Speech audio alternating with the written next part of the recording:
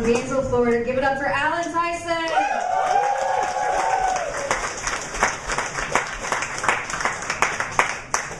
Oh my goodness, Dirty Nellies! What's up? It's nice to see all of you here. Thank you for sticking through our show. We really appreciate it. I'm just going to move this chair out of the way.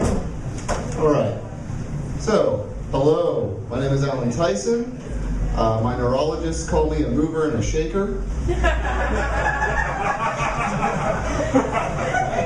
But I think they're just making fun of my epilepsy.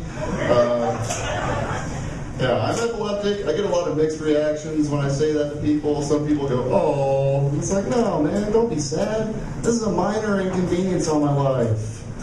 Like, the biggest thing it's affected.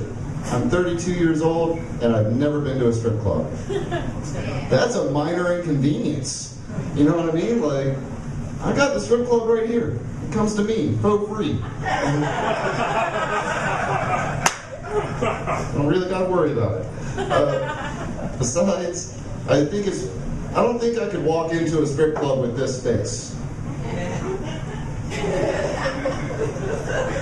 This is not a strip club face. This face does not say enjoyment. And I don't think a stripper deserves that. You know what I mean? And, you know, really, it's not really that I'm scared to have a seizure during a lap dance.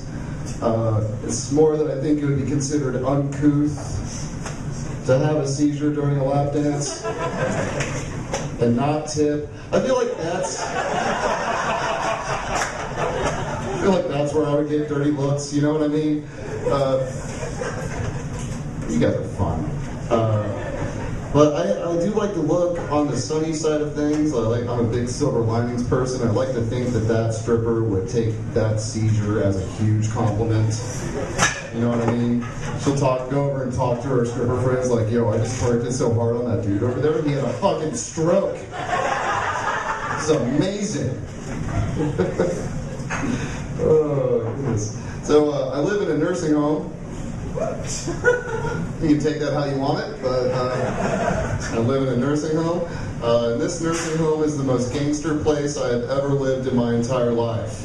A little bit of context, I grew up in a third world country. It's called Putnam County, Florida, 20 miles that way. And this nursing home puts this place to shame. I watched a fight break out between a dude with a walker and a dude with a prosthetic leg. And I didn't even know it was happening until the dude with the prosthetic leg goes, fuck this, I'm getting my good leg. At which point I was like,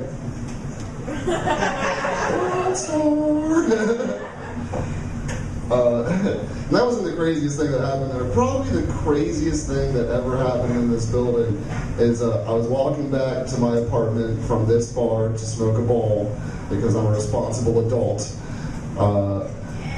Yeah, woo, weed. And I get on the elevator, and from behind me I hear an 84-year-old woman call out, hold the elevator, baby. And, you know, I do, because I'm not an asshole. And we've all seen this woman before. She's wearing a moo-moo, a shower cap, big bottle cap glasses, house slippers, even though she's coming in from outside at 1:30 in the morning. A little bit weird. And she gets on the elevator, and her hand is cupped like this. Something you should know about these elevators, when they tore down the Tower of Terror, somebody had a brilliant idea of just implanting it into this building. It's like, we're going to make these disabled people's lives so much fun. So we get on the elevator, I push her floor button, the elevator skips, it scares the shit out of this old woman, and her hand tips, and 3 crack rocks fall from her hand and hit the elevator floor. That's the proper response. Dead silence. I'm looking at it and I'm like, I've never seen a heart medication that's yellow like that before, or that was in aerosol form. And I look up and our eyes meet and we start having that silent conversation. I'm like, is that fucking crack cocaine? And she's like, yeah, baby, that's crack cocaine. And I'm like, I've met your grandkids. We're at Red Alert right now.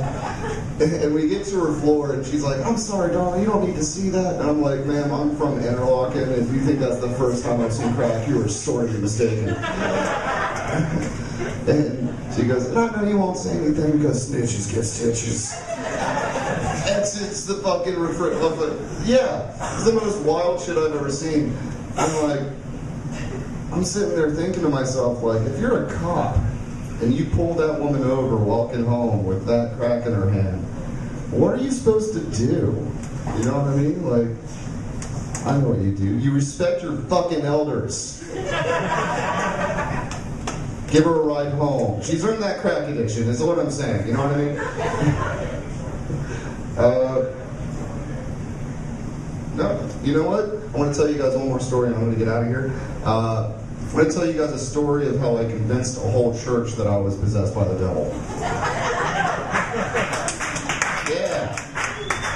I was about 14. I was about 14. My friend invited me over to his place and was like, hey man, you might have to go to church with us in the morning, but we're going to get stoned to shit before we go. And I was like, I'm fucking down. So, have a great time in his place. We go to church the next morning. I'm sitting in the back row because I'm a stoned atheist. That's where you sit at the church. And the preacher gets through his morning routine. He stands up in front of everybody and goes, we've got a special guest in the back of the church today. I'm like, oh no. He goes, Mr. Tyson, if you'll please rise and be noticed by the parishioners. And I'm like, oh no. He goes, yeah, come on to the front. I'm like, okay. And I go to the front and this dude just starts going off. He's like, this little boy here, he is cursed with a terrible condition that is ruining his life. It's the worst thing. He can't live a day without the devil doing work on him. I'm like, that's fucking rude. I get to the front and he goes, so we're gonna heal him of the devil here today on this Sunday. Please rise and lay your hands on Mr. Tyson. And they all rise and they stick their hands out and slowly start walking towards me like a bunch of fucking zombies. And as soon as the Reverend puts his hand on my shoulder, I have a seizure. Bam!